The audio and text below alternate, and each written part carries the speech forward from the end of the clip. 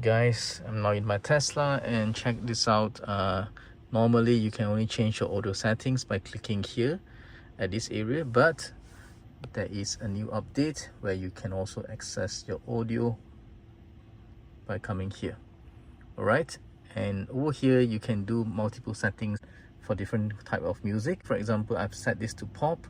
This is how my equalizer looks like.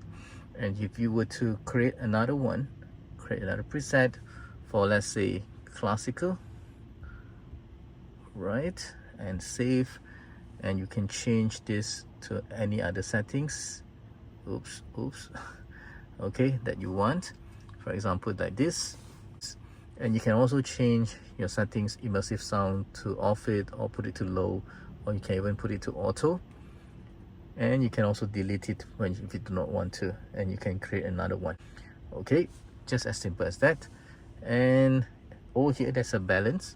Yeah, I have 2 persons sitting in this car, so if you have 4 persons, maybe you want to put in the middle. If you're just alone, just put it here.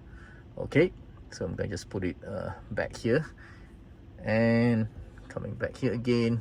And let's check this out, guys. This is the accent lights. Yeah, sync light with music. Yeah, you can actually sync the lights with music so that it blinks, yeah, when according to your music sound.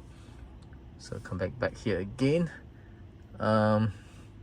You can also change all these options, explicit content, allow mobile control, and you can also have different sources being turned off or on.